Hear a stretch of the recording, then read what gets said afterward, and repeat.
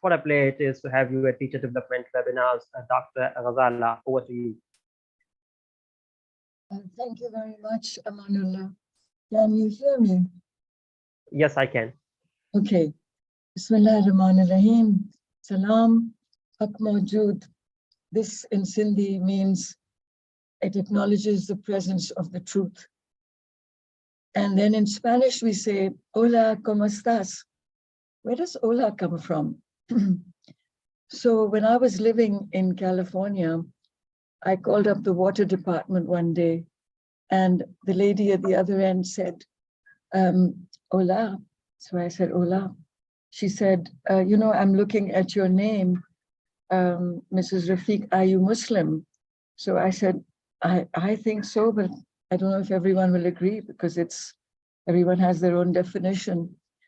And she said, you know, I've been seeing your name coming here as one of the users of our utility. And I want you to know that I'm originally from Spain. And now then I was in Mexico, so I'm Mexican, Spanish speaking. I'm Spanish speaking Californian, but my background is from Spain, not Mexico. So I said, why is that important to tell me? So she said, well, because some of us believe that the word hello comes from hola, and hola comes from Allah. And this is how languages travel. And she thinks that in the old days, in Muslim Spain, they used to greet each other with Allah instead of salam alaikum. So that's just a short, interesting story. But in honor of International Mother Language Day, I was thinking about what language do you use when you are drowning?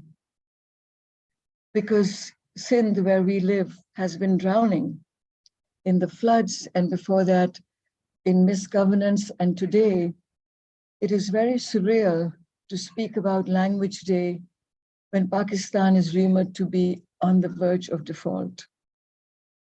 But I believe, and many teachers in Sindh, in Pakistan, will agree with me that we've been defaulting on our responsibility to our children for a long time. I'm speaking of our government schools. The whole child, we do not see him or her, as teachers, that is. For me, it's not a, how should I say it? It's not a political human rights issue at all. This idea of mother tongue as medium of instruction. It has everything to do with how our children are already thinking and feeling before they come to school.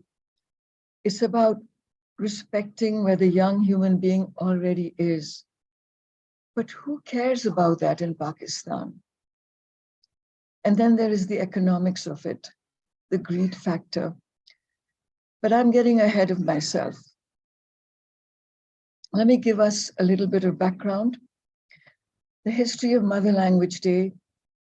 Mother Language Day is part of a broader initiative to promote the preservation and protection of all languages used by peoples of the world, as adopted by the UN General Assembly on the 16th of May, 2007 in UN Resolution 61, etc., which also established 2008 as the International Year of Languages.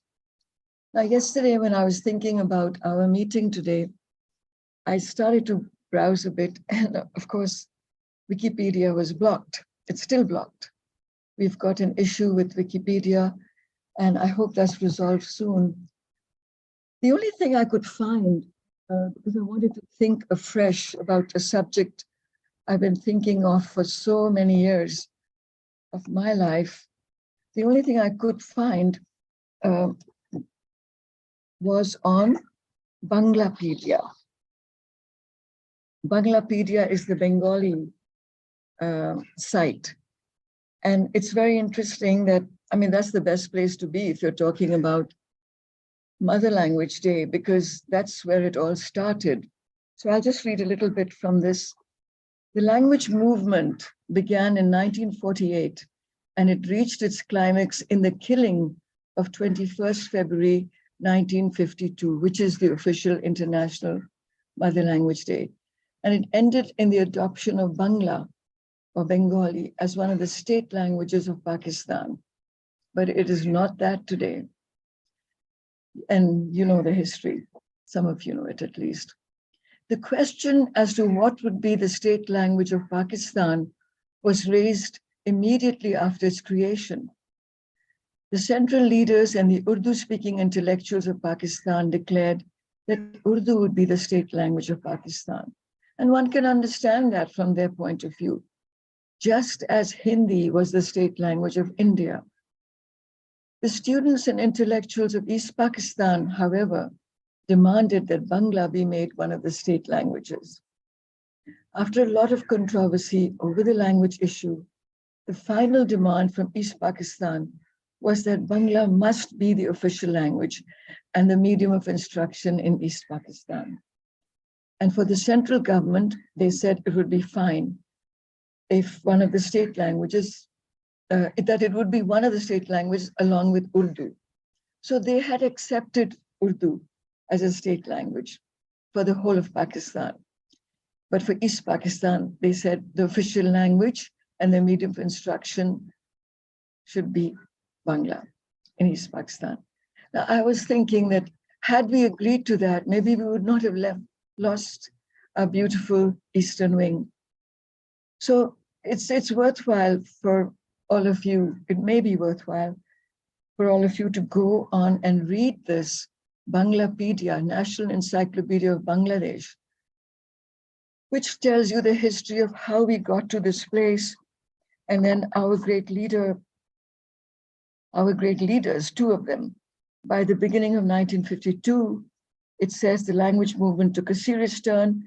Both Jinnah and Liaquat Ali Khan had passed away, and but not before.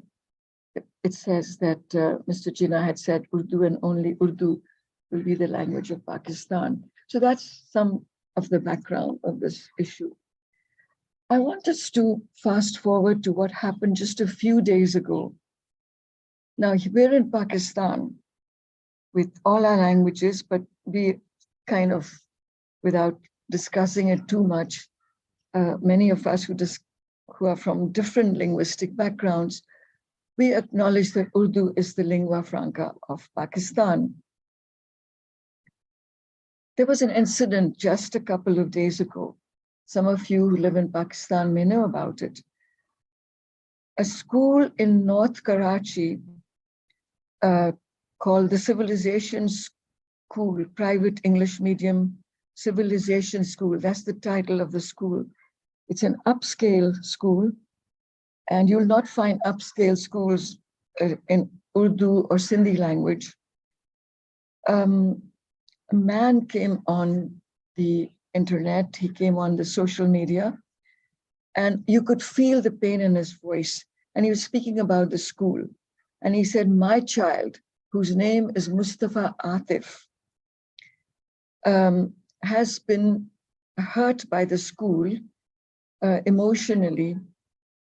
I'm just paraphrasing, for speaking Urdu in the school. This is in Pakistan. This is in Karachi. The teacher put a black mark on the child's cheek and told all the children to laugh at the child. And he doesn't look more than 8 or 9 years old. And so the parents said, Mr. Atif, he said, "Main to apne bachche ko is school mein nahi chhod sakta. I cannot leave my child in the school where he's been so hurt." And I want to emphasize he was not beaten, but the child looked very frightened. This sort of thing has been going on for a long time in Pakistan. I talked about Bangladesh earlier. There were language mart, the first language martyr was there. But I see this little child, this Urdu speaking child who spoke Urdu in his English medium school just 2 or 3 days ago in Karachi, and he was ostracized by his teacher, by his classmates. And I think this is an extremely, extremely tragic incident. But I want to acknowledge that this has been going on for a long time. Trusting our children in a Western model of education is harming the soul of the country. And I know these are big words, but I feel I have a right to say this because I have been working in the field of mother tongue as medium of instruction since the 80s in this country, even though I was away for long periods of time. My thesis, my dissertation was language policy and education in Sindh. So, but of course, I'm not an authority. It's not been a comprehensive study because it only looked at 120 or so people's experience. It was a sort of an anthropology of my own. I looked at something called Southern theory recently, and I'm just going to throw out a bunch of ideas till we can talk together in about half an hour or even sooner, because I do want to hear what you are thinking. The term Southern theory can be loosely defined as a conversation that questions universalism in the field of social theory. It critiques the dominance of Western models by identifying alternative thinkers and particular issues that have been overlooked in the academies.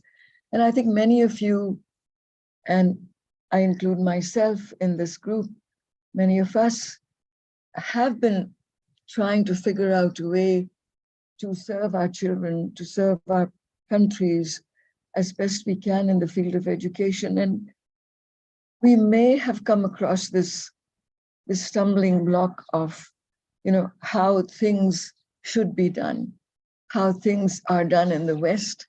And therefore we of the South, of the global South, should emulate this. And I'm sure there are people of the global North on this group, but and there's also the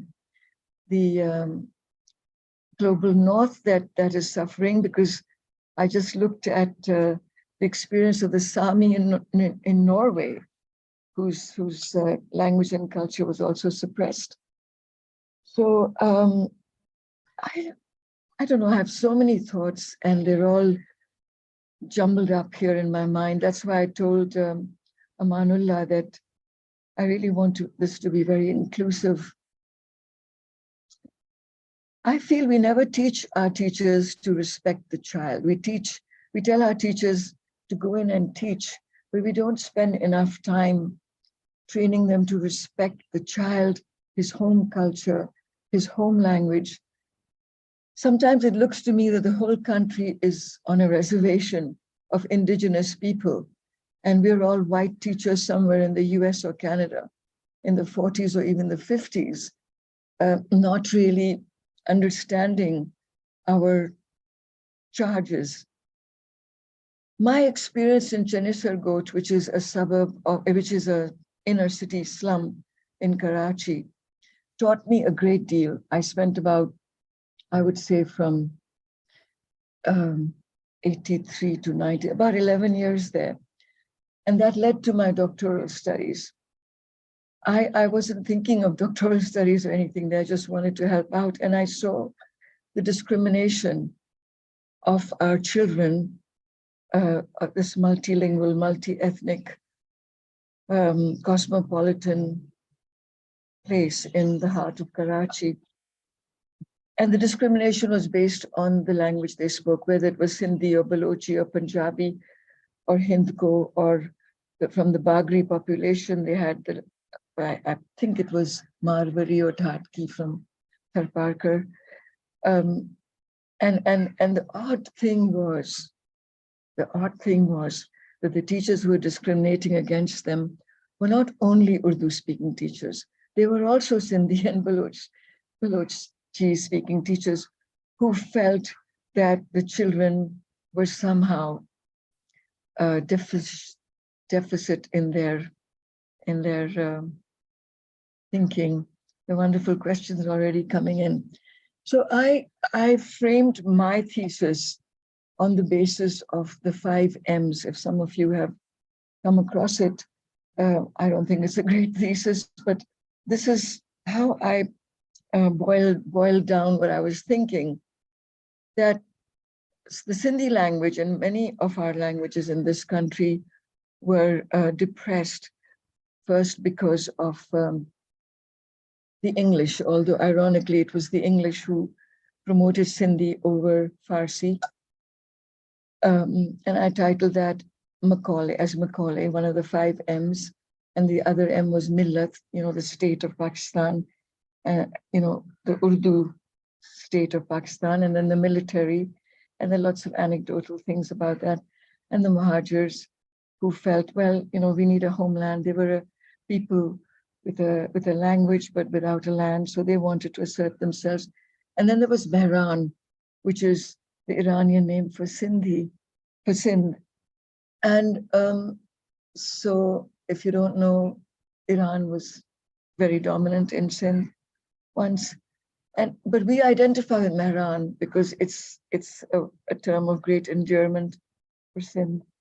And I said of the 5 things that hurt the cause of mother tongue as medium of instruction in Sindh for the Sindhi child, the phenomena that most affected us was the group of phenomena, or the single phenomenon that comes under the Sindhi society itself. We did not look after our language as a language of the academies. We did not look after our language as a medium of instruction. Whereas before partition, you could even do your PhD in Sindhi, and now you can do it again. But there is a lot of attitude over that. So there was a time in Sindh when this was not the case, from 1937 to 1947, where there was great tolerance and acceptance and celebration of the mother tongue in the academies. And it produced a great many multilingual people, like the famous Ibrahim Joyo. And because some time had passed with the English patronage of Sindhi, we had a phrase there, Shalati's phrase or somebody's phrase, that if you have Farsi, which was the language of the land before the English came, you ghore charsi, you ride a horse, you have power. So we were off the horse because the English said we cannot rule Sindh without her language. So we came back to Sindh, to Sindhi. Now, I was looking at this other idea by Dr. Pia Lane of Oslo, University of Oslo. And she completely summed up what I have observed since the 80s vis-a-vis Sindhi in our schools. She speaks about her paper. I would recommend it to all of you, about From Silence to Silencing, Contradictions and Tensions in Language Revitalization. She talks about this, I'll just quote her. She says, language revitalization is imbued with tensions, and while it often is emancipatory, reclaiming a language can be a painful, silencing experience. Processes of colonization have led to epistemological absences, which may be conceptualized as manifestations of silence. Now, what happened to this child, this Urdu-speaking child in North Karachi just a couple days ago, was an attempt to silence his mother tongue in the school. What is the message we're giving our children? Hum kya keh rahe hain apne bachon se? That the language of the home is not respected, that I will speak in Sindhi if there are any Sindhi speakers here. Nani dadi je hanjaji boli, jika jai khane tanje schoolan mein. This is what we're telling them. For Pakistan's greatness, for this wonderful, beloved country to succeed, all our teachers should become bilingual, if not multilingual, trilingual, pentalingual. I don't know. We need this because our children come from different backgrounds. We cannot ignore this. I have taught in the slums, I've taught in the primary schools, secondary, high, I've taught college and university here in Pakistan, mostly in Greater Karachi. And I see this lack of respect in all areas. Let me come to, because we don't have all that much time. We have this contradiction among us that refuses to respect our mother tongue and our culture in the correct way. Yes, we do a lot of tokenism. You know, in the US, when I trained teachers there. They told me about this thing in their schools about holidays and heroes. You know, they'd have this one day and they would celebrate a culture or a people, and then that was it, no more. So we have the similar kind of contradictions. We have Ajrak Topi Day here, and we bring Ghalib for a half a day in a English medium school, and we're done. I'm sure all of you are familiar with the literature behind MT as MOI, Mother Tongue as Medium of Instruction. There's a huge literature, and which talks about should the mother tongue or English be the medium of instruction. So my hero, Skutnub Kangas Tovi, Skutnub Kangas, something like that. I think she's from Iceland. And Cummins of Canada. You've read all of these great thinkers on these topics. But, and you know the history and examples of some countries. You know how the French suppressed Catalan and how it came back up, and how the Norwegians, what they did to the Sami people and how it's come up. But my theory and my thesis and my submission to you is that there is a very big difference between what happened with the Catalan and with the Sami. They had enough people fighting for their language. And of course, let me not forget the Jewish people of Israel and the rebirth of Hebrew. These people were willing to wait and fight for centuries for their language to come back as the mother tongue, as medium of instruction. And it does not have to be a violent event. It just has to be sustained caring for your own language and culture. It does not have to be at the expense of the national language. It does not have to be at the expense of the international language, because we need those. But it has to be respected. And how we go about that needs to be discussed. Perhaps one of those ideas can be firmed up today with all of you.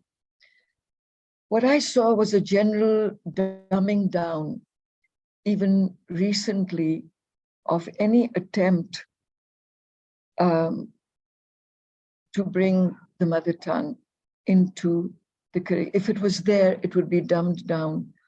I don't have time to expand on that because we're always struggling with the state of our schools. Absent teachers, weak curricula, lack of method, lack of organization. But what I experienced at a local college, I mean, you can call it a university actually. There was no support for teaching the mother tongue, for teaching Sindhi. People were afraid to speak it. It was a majority Sindhi speaking institution. And they wanted it, the students wanted it, they wanted to celebrate it. But it was difficult for them, for the authorities to accept Sindh studies in the Sindhi language. even though they had given me the mandate to do it. They gave me the mandate and then they were very conflicted. They couldn't understand why I would do this, why I wanted to do this, why I came from the United States to do this. When I had the Karachi Grammar School in my background and the University of California inside me, I had the mandate to teach Sindhi. I had the mandate to teach about Sindh. I had the budget, but I was not free to use it because the managers of the university were conflicted because perhaps they thought somewhere that this would hurt the image of their university. So what is going on here? What is the matter with us as a people? The vice president of academics, when I'm talking about something that happened 10 years ago, his secretary, who was English medium, English speaking, not even her Urdu was very bad. I don't know where she was from. She asked to go to the Sindhi language class that I was running for faculty and students. And he said, why do you want to do this? As if it's a third-rate activity. So what I'm trying to say is a very curious prejudice among academics who are supposed to have broad minds about language learning, all types of learning, and a very curious prejudice among elite Sindhis themselves. It changed very gradually. There was an uphill struggle for me because some people, and I made it cool to learn Sindhi. People started coming from outside, civil servants, foreigners. I mean, there's all types of people. But what I'm trying to tell you here is that the fault lies in our society, in our high society, in our academic society that does not wish to lose the privileges that they have. They want to pass as English medium. And it's like being black and trying to pass as white in America, as it once was. Just recently, my mother-in-law's maid said to me, I asked her, I said, do you have children? She said, yes. Ami is in her 90s, so she needs a full-time caregiver. I'm sorry, I said the word maid. I said, what language do you speak at home? She said, Baji, I speak Punjabi. See. So, but in the school, she said, and she broke down. She said, but my husband and I speak Punjabi to each other softly because in front of the children, we don't speak Punjabi. How many children do you have? 3. So I said, your 3 children are growing up not hearing your mother tongue, their own mother's tongue, their nani's tongue, their dadi's tongue. And she said, yes. Why? Because my children go to school. And that was the end of her explanation. She thought I should understand. School is synonymous with English or Urdu. The area she's living is probably an Urdu medium school. Very close friend whose child is at the city school, upmarket, upscale, very fancy English medium school, was hauled in by the principal a few years ago. Please don't speak to your children in Sindhi at home. Why? Because it affects their English learning. What should we speak? She said, you can speak in Urdu because that won't harm them so much. This is the logic of the principal.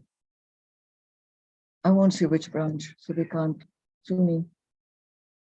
So sometimes the discrimination is against Urdu and sometimes against Sindhi. What's going on in Pakistan? The root of the problem lies in society, not in the schools.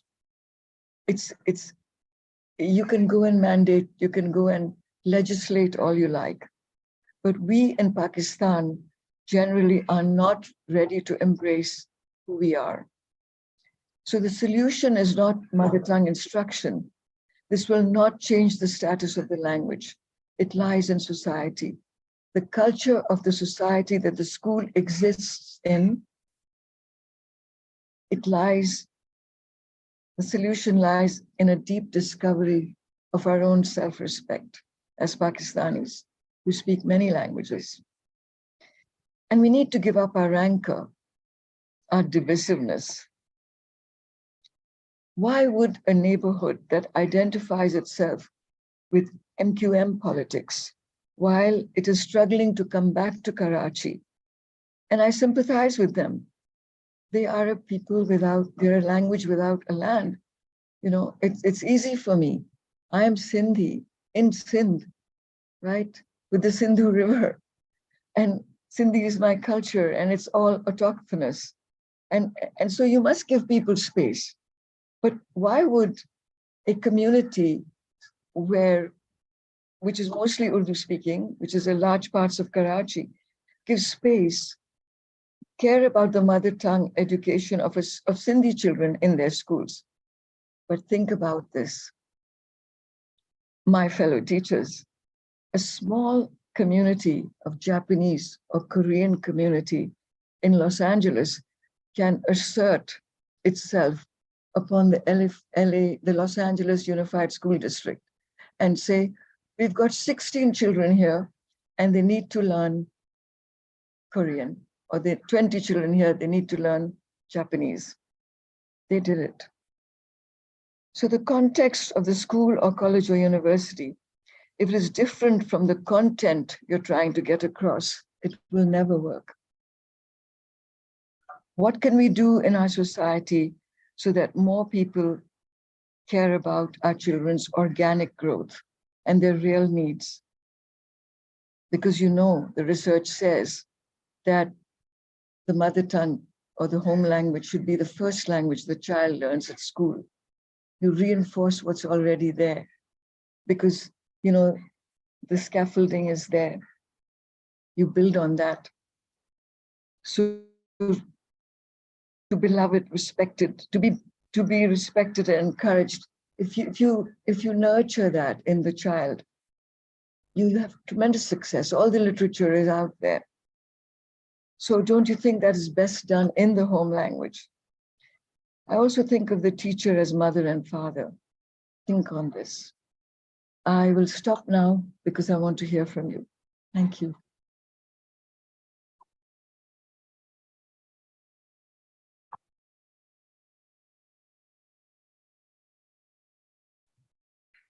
Thank you so much, Dr. Rahman Rafiq, for your enlightening views on mother language and giving us reflection or reflecting on the history and background. I see, there's already debate in our chat room about mother language and all these issues. So yeah, Abdulaziz says that linguistic imperialism, that's why people are not allowed to study the sciences in their L1. And he says that, yeah, I'm seeing Fayaz says inclusivity should be the part of the teacher training courses. And then I think it would be better to give students the freedom the medium of instruction for the course they want to attend. It would fit their goals. So, what do you think about it? Or what is opinion about it? To give them freedom to choose. Yes, I think so. I agree with that because it's entirely conceivable. Say there's an English medium school and a child is struggling in the school, but he comes from a Sindhi speaking background or a Baloch speaking or a Saraiki speaking background. But he's comfortable in Urdu and he's had some education in Urdu already at another school. Now he is at a different school and he needs to get into the English medium school. He may find academically that all he needs is some support in Urdu before so I wouldn't, be so hard and fast about mother tongue and the home language. The academic language, if it's already evolved a little bit, but if you're trying to, put a completely foreign language on top of that, that's when they run into trouble. It depends also on the age of the child and how far along he is in his studies. I mean, I would have very different ideas for primary school children as compared with middle school children. Go ahead. Yeah, I see this question from Timothy from Ghana, and he says, does studying foreign language help one to get upper hand on their mother tongue? I don't know about that. Does a foreign language help you get you mean in the reverse? Yeah. Yes, I think languages are so interesting. If you have, for instance, I grew up hearing several languages, but I did not have mastery on any language until quite late in life. And then I used English to delve deeper into Sindhi and Urdu. But you feel deeply in the language you heard in the womb or as a small child. There's a spiritual connection to the mother tongue, and it's a powerful connection. And we should explore that for the development of psyche, for the development of the brain. Yes, you can. You can do anything. Languages are flexible, as long as you learn them additively and not subtractively, which is what we are doing here in Pakistan. Yeah, and another interesting question from Raisha from Indonesia, and she says, does mother tongue has significant contribution to someone, student's proficiency? What do you have to say about that? Would you repeat that? Because you broke up a little Yes, bit. yes. She says, does mother language has significant contribution to students' proficiency? Generally. Yeah. Students' proficiency in what? Okay, I we'll think look in at it. general terms, yeah, yeah. Yeah, all right. Yes, definitely. It builds confidence. So if I am a small child, or even a child of, say, 10 years old, and I've been hearing a language at home, and I come to school, and the teacher merely acknowledges this language, it encourages me. We ran an experiment in a school in Karachi called the Manzil School. One of my students did her master's thesis under me on this topic, and she was unable to teach children. They were unresponsive for the longest time as she was teaching them English.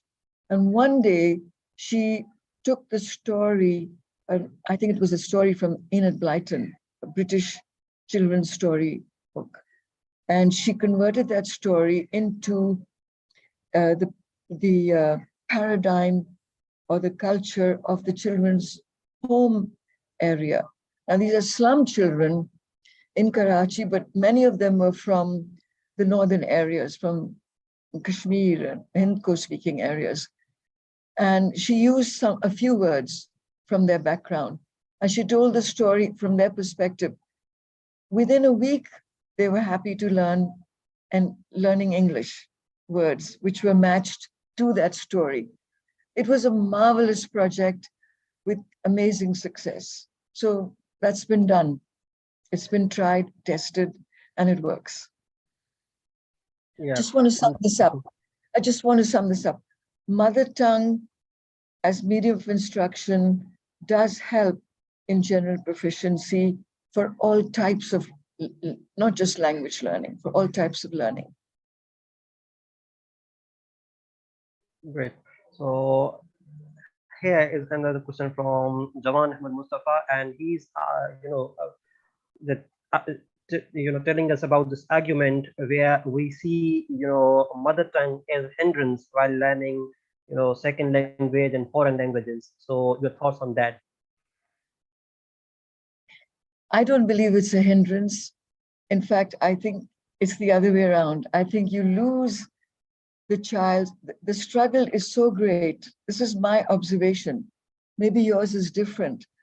But whether it was Chanesar Goat and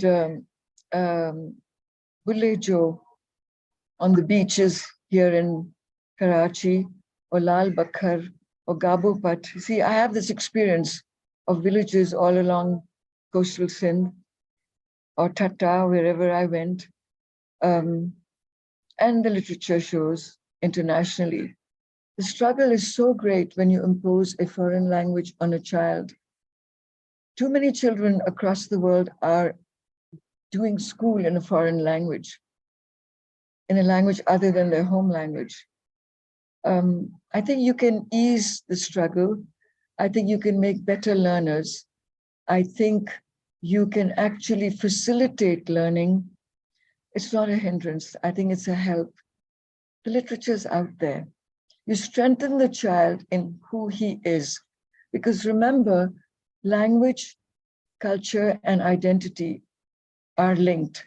Imagine language, culture, and identity, three things that are tied together on three ribbons together.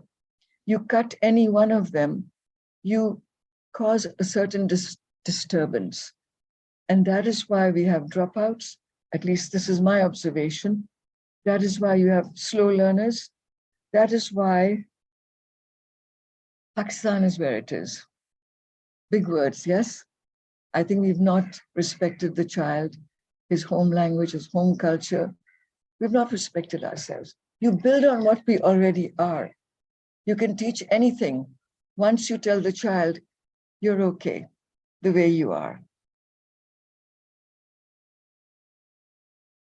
It's psychology, it's simple education psychology. Yeah, that is, food for thought indeed. Yeah, I see, on our YouTube live, some of the wonderful, comments coming, and let me acknowledge Flavia. She said, here in Brazil, there are bilingual schools for Indonesian peoples, but most of us Brazilians only speak Portuguese. It's our first language, even though it's the result of a colonization as well. Bilingualism is something that should be encouraged in every country. There are only benefits from the linguistic and cultural point of views. English is only one language among others. That's very interesting. Before I respond to that, I want to say that the term submersion is used a lot in language learning. And I came across a very curious contradiction. When I was in California, immersion. Immersion is the term they use in California for English language learning for Spanish-speaking children. They're sent to these immersion schools, and so they learn English quickly. And then, the Spanish is eliminated. They're not true, but they call themselves bilingual, some of them, but they're not true bilinguals. But this great author I've come across recently, I feel she's my friend, and I don't know her. She's Dr. Pia Lane of Oslo, Norway. She taught me a term called submersion. She says, and I think she's quoting Skutnupkanga's story of Iceland. She says that when you submerge a student, you drown them in the new language and you destroy what they had. So think of these two things, immersion, learning by immersion, but also there's a submersion going on because you're killing off what they have. Languages have a lot of knowledge tied with them, a lot of culture, a lot of indigenous knowledge has the names of medicinal plants that save your health when there's nothing else to eat. So the Indonesian question was that in the schools, which are bilingual, they're only giving one language, that they're privileging one language over another. Did I understand that correctly? Amanullah? No, it was not like that. It just telling her experience that though this language is also a result of colonization, but it's mother tongue, and we take pride in using and to talk or speaking that language.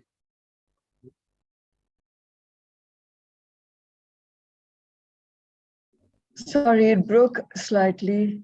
Yeah, so she said, Portuguese is, yes, it is also the result of colonization, but, Yes, yes, yes, it's a mother tongue, so we take pride in speaking it. yes. So this is a Portuguese speaker? Yeah, Yes. yeah. In Indonesia? Yes, Yes, in yes, Brazil.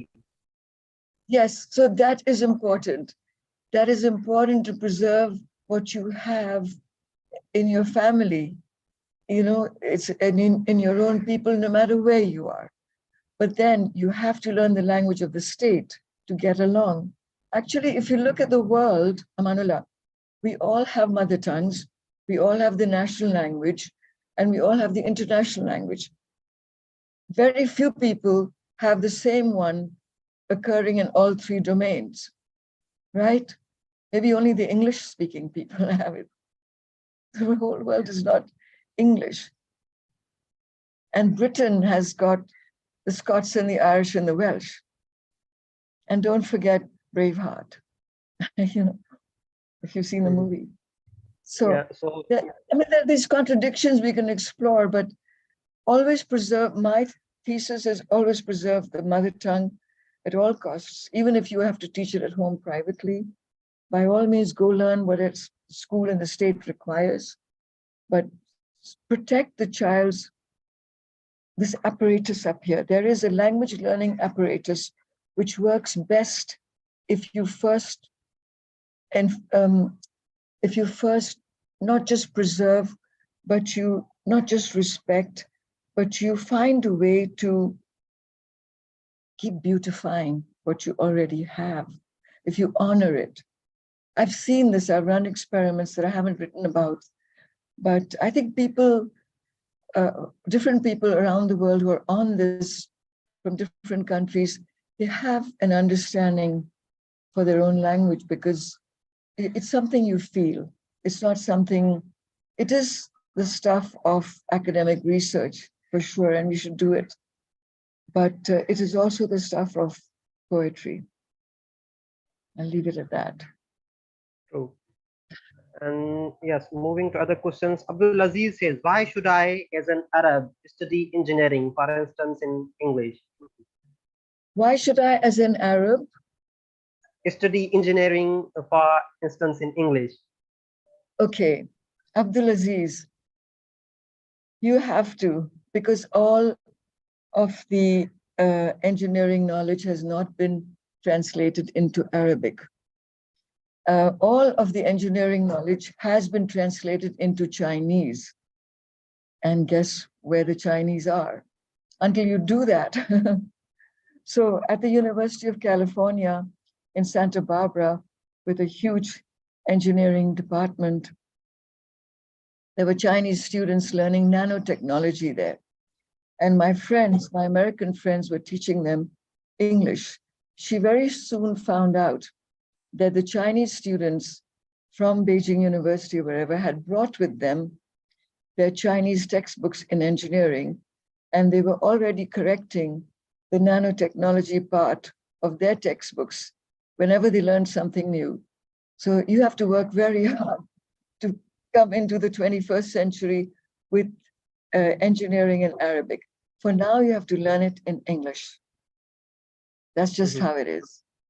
Yeah, so there's an interesting reply, Atif gives, it depends on your dream job and your professional goals for your career in the future. So then engineering will be taught in English as a medium of instruction, to which Abdul Aziz replies, why do the Russians, Japanese, French, Germans study in their L1 and achieve their dreams? I summarize all of in only in one word, and that is sovereignty. That is what? What is the one Sovereignty. word? Sovereignty? Yeah. Yes, yes. Good one. Good one. There is a huge relationship between language and politics here. Language, politics, and identity. Big study. Yeah, sovereignty. It's how Mhm. you see yourself. It's all about self-respect. It's a big dream. It is. Yeah. And Maybe I'm pronouncing her name right. Diego says, I'm an Ecuadorian from Latin America to reinforce L1 Spanish is important to make celebrations and festival of traditions and customs. On the other hand, keep in touch with the teacher around the world and correct students in online classes and show them traditions and your culture. So that's a statement, not a question. Yeah, so Yes. yes, the mostly I see, these are the statements, not questions. But Yeah. yeah, so But I can mhm, respond to this. sure. You know, a skillful teacher, a caring teacher, a teacher who understands children's, her own classes, backgrounds, even if it's a mixed background. And we've had some amazing work again at the Manzil School by one of my most amazing students. If a teacher is skilled in in handling her students, the dance between L1 and L2 can be beautifully managed. You know, you can keep, in Sindhi we say, "Hunan ji dil rakhni hai." We have to keep the heart of the student. You become sensitive to the student's own linguistic prowess in her own home language. They usually have a limited vocabulary, they're very little, but you make sure you use it.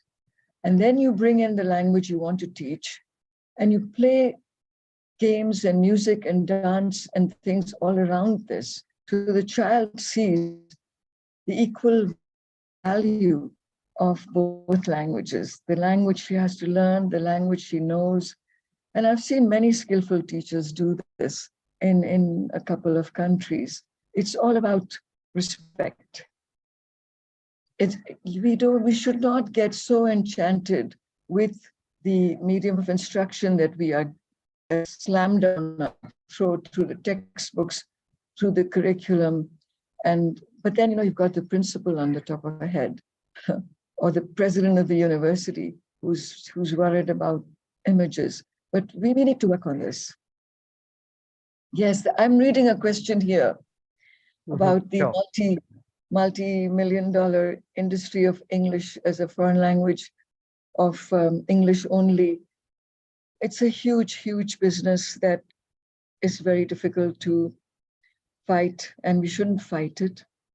Um, I think we should just remember this great story told by a mathematician. I think he was an Indian mathematician. He drew a line on the blackboard, and he told his students to make it smaller without touching it. And uh, all the students, did things like this. And, they came up with all these different ways. They said, just rub a little bit. And he said, no, you can't touch the line. And they said, well, look at it this way, and it'll become smaller. He said, no, you can't do that, and so on. And then all he did was he drew a longer line. So the original line became smaller. So I think we cannot fight $1 million textbook industry. But we should fight our own smaller textbook industries here. I mean, the Sindh textbook board is pathetic. Everyone knows that. It's not, the books are embarrassing. The quality is just not there. What are we trying to tell our children? The prejudice, the negative images of people, I don't know. I don't want to get into that. It's a whole other topic. But yes, it is daunting. And yes, we do need English, but it does not have to be either or, does it? We can win this. We can win this. I want to acknowledge Torwali. I don't know how many people know the man who's saved his language and created his own textbooks out in the remote northern areas. You know Mr. Torwali, right? Yeah, perhaps Yeah. he was the first speaker, when we started this International Mother Oh, Language yes, Day webinar I series. remember. Yeah, I Yeah. remember. Yeah, miracles happen. Yeah. Yeah.